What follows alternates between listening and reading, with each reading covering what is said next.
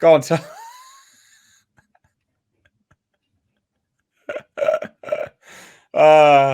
Tom. It all depends. Okay. Is Ridley Scott involved? No, he's not. He's not showrunner. No. Okay, my interest just went up 15-20%. Yep. Right. So let me break this down, right? Because this is interesting. This is one of these projects that was announced ages ago. It was actually announced by Ridley Scott because obviously he's involved in it because by legacy, right? By proxy, he has to be involved in it in that regard. But he's not the showrunner. He's not the writer either. And he's not even directing. The first 2 episodes have been directed by this chap, Jonathan Van Tulleken, right? Which means he's directing the pilot episode, which means he sets the aesthetic moving forwards and the tone, right?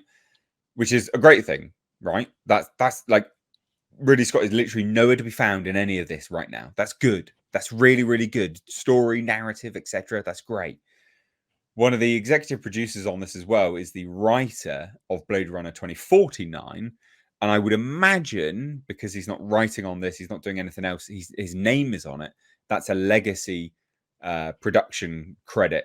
Because I would imagine, because this is a sequel to 2049, they're going to be using some of the things he created for that film. Oh, the interest just went down a little. Oh my!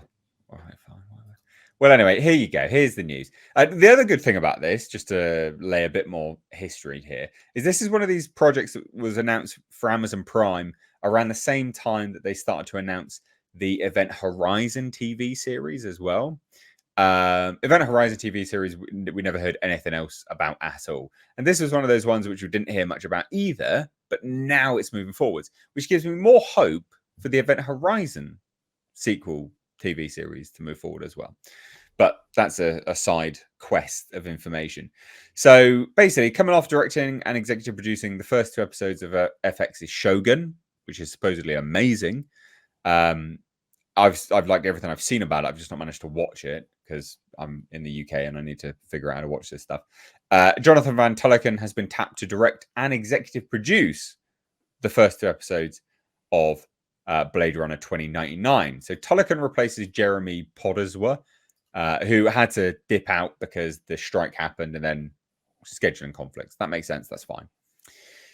But here's the other thing that's interesting, and this is we're on a rocky road. This is a toxic relationship we're going to go through here. I like you, I hate you. I like you, I hate you. There's good, there's bad. There's good, there's bad. So here's some more bad. The series was originally slated to film in Belfast last summer in May, right? A couple of weeks into the writer's strike, it was then revealed that they obviously had to stop this. And they were going to stop production, but they were ready to go. They were ready to go, but then they had to stop. And now, we're just going to go to Czech Republic. What? Belfast, Prague. Belfast, Prague. They literally had everything set up in Belfast. They'd been prepping on the ground for many months.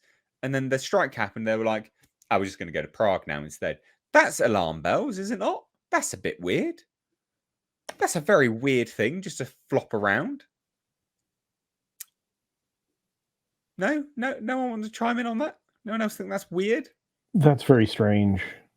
They've been prepping for months. That's a lot of money to leave behind. Yeah. And then the strike happened. They're like, we're going to go Prague now, mate. We like their tax credits better. Salty food or something like that. I don't know. I've been to Prague. They do have really overly salty food. I wonder if that signals that something changed behind the scenes as far as like a showrunner or a producer. Yeah, I think the terms of the deal were altered. Oh, pray I don't alter them further. Yeah, right. So that was weird. But anyway, wow. It's going to start filming in April. And because it's filming in Prague, I would imagine, not because it's Prague, I mean, because it's going to be in Prague and it'll probably be out in the open, they're going to use the medieval streets, whatever, blah, blah, blah. We will probably get leaks. But it is filming super soon in April, 2 months. there you go. I mean, Ridley Scott, he's on board as executive producer, but that's fine. He has to be because his production company is on board with it. It is a sequel to 2049, but obviously not a direct sequel. It's linearly a direct sequel in that regard. Silka Louisa is writer and executive producer and showrunner. Don't know who that is. Don't know what they've done. Maybe Chris is going to pull that up now by the looks of it. I was just looking at. She was on Halo. She was a producer on Halo, so that doesn't instill me with a lot of confidence. No. It's fucking garbage. Are you joking me? Did she write on Halo? Producer. But did she write? You know, I'd have to look. I'd have to really do a deep dive on some IMDb. I'm not What's sure. her writing credits then? I don't know that she has any. She was a showrunner on Shining Girls and producer on Strange Angel. I don't know that she's got any. I mean, I guess she probably has some episodes. Let me see what I can see here, and I'll get back to you.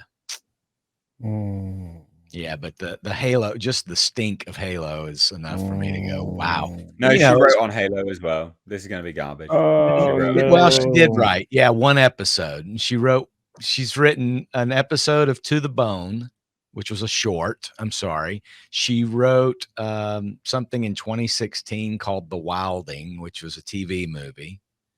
She wrote one episode of Strange Angel, one episode of Halo, and 8 episodes of Shining Girls, which I've never heard of. So she's got the same kind of a catalog assembled as like an S.J. Clarkson, who just gave us Madam Web. Same pedigree, yeah. Eef.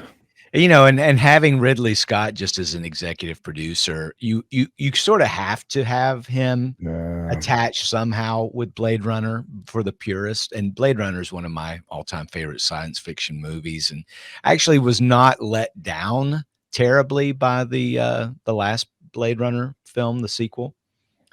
But why go straight I like to 2049. Yeah, I thought it was fine. I wasn't really. I was never really truly sold on the idea of them birthing a child, the artificial androids having. I mean, spoiler alert. But I guess you had to have Harrison Ford too. You know, when they make these movies, particularly a well-beloved, popular IP, there's certain things that you feel you must do to give you some a buffer against really screwing things up. You had to have Harrison Ford. You have to have Ridley Scott attached. I don't know. My interest in this was peaked at first, but I'm not so sure. Now this director has worked with Ridley Scott before. Did some work on Ridley Scott's Apple series, Sinking Spring, which I don't think's been released yet. Of course, he's attached to Shogun, which I have been hearing good things about. But honestly, the first Shogun is hard to beat. I mean, it's one of the greatest miniseries of all times. And he's done some other stuff, but nothing that really blows my mind. I mean, I'll have to see the trailers, and I'll probably check out the first episode or two, but I don't know. We'll see. I have very little faith that this will be good. Yeah. Well, I'm gonna come at this from a defensive angle. Actually, I'm just gonna present to you: what if Silka Louisa? She didn't show run Halo, right? Yes, she was a producer, but she only wrote one episode. She is writer, executive producer, and showrunner on this. The executive producer and showrunner on Halo dictates everything, and we know that people are involved in that, pushing it. So I'm gonna.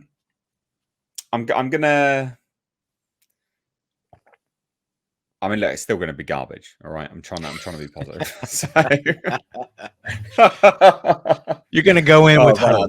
I've run out of energy. It's good to be hopeful. I mean, come on, let's be hopeful about it. But the thing is, it is true though. What I'm saying is true. She did only write one episode of Halo, and that does matter. because she didn't set the framework for Halo or the story outline. That the outline was given to, a whole writers' room they had to sort of be involved in. So there is some positivity there. And this is the other thing, right? So this is what's important about this, actually. When you're looking at this this series, this is a direct result now of the writer's strike. So remember, the WGA, part of their deal was you can have only one writer on everything, if they are also the showrunner and they write the entire series. Do you remember that? That was part of the deal, right? She is that sole writer. She is writer, executive producer, and showrunner.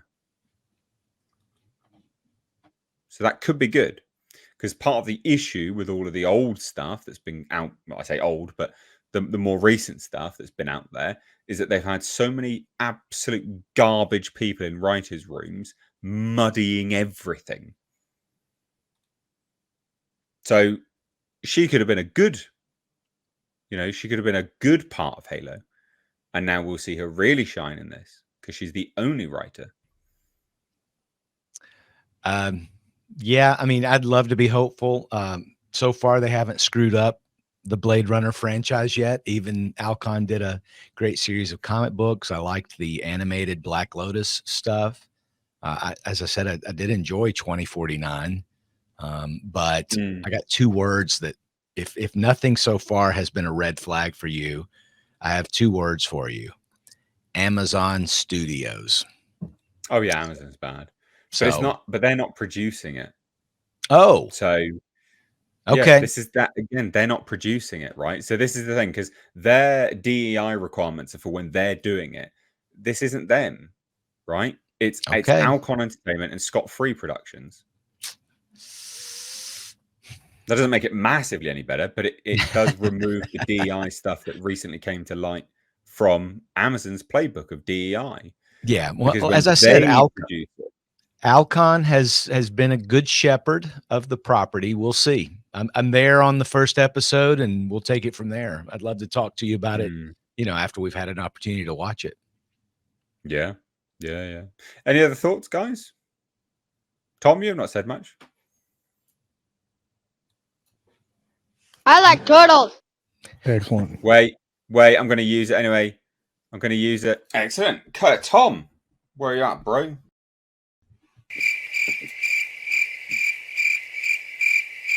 Tom's dead. Tom's dead.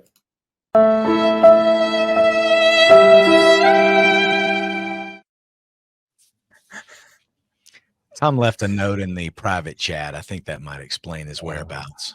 That was 20 minutes ago. Well, that was a while ago. He's there. He's passed in a platter stone or something. Tom's really dead. Died on the toilet. That would be a sad day, or will be a sad day. But yeah, no. As far as Blade Runner goes, the first film is okay. I think it's visually stunning. Story-wise, it's a slog to follow. The sequel was visually stunning, but the story was a slog to follow. Ridley Scott, I have a thing with him, and like this hate relationship with him. He's literally only made like 3 or 4 movies that I actually like, but the rest of the stuff, and that's not even one of my favorites of his. I'm talking like Alien, Legend. Yeah. Gladiator. That's the other problem. Here's the thing: is my issue with him is he's one of these guys that has to have 20 different cuts of all of his movies. There's only a few that I like, and that's not about this though. This, on the other hand, Blade Runner. My problem is that it's going to be a follow-up to 2049, when I would just as soon rather see it be something set in the Blade Runner universe. We don't need to keep following up that same storyline. We don't need some attachment to the movie to make me want to see it. The world, the idea are cool enough just to build something off of. That's all. Like, I'll be interested to see what it is, but I'm not going to hold my breath on it. I never watched Black Lotus. That wasn't a follow-up to anything, was it? That was a standalone thing, right? See, I never got a Chris, chance to catch it because I didn't even know where the hell No, it was that at. was more. That was sort of a little bit more about the characters that you saw in 2049. Oh, was it? Yeah, other adventures and stuff. Yeah, it was kind of Yeah. cool. That So it actually, didn't follow the storyline. It just followed the characters. well, it was sort of preceded the storyline, if you will. Right. I'm having trouble remembering precisely. One of the only ones who was the character that the former wrestler. I don't know why I can't think now. I've probably had too much coffee today. Played in 2049, sort of the big brute guy. What was that? Dave Bautista. Yeah. His character. There's a very cool adventure of the people Right. Okay. that he's working So with. just Yeah, filling in the in blanks Black then. Lotus. So I mean, there's some neat stuff there. It didn't disappoint me having watched it. And I hear what Tom's saying about Blade Runner. I mean, there's people that don't care for it, thought it was a slog. I can watch either the original theatrical with the detective noir narration from Harrison Ford. I actually like that version. I also have the director's cut. I've got it all. I mean, I just like it. Visually, it pleases me. And the Ellis score, just I could relax to it, man. It's wonderful. I put that on the other day thinking it was, no stupid audio. And I'm watching Narration. it, and then all of a sudden, it bloody comes on. I'm like, oh my God, beep, turn it straight off. I hate it. Oh, hate it. I like it. No, I like it. No, I like it hate either it. way, though. I'm good with it either way. Hate it. Well, there you go. Anyway, Blade Runner 2099. We shall see. We will bring you up to speed on it when it drops anyway here on the HK.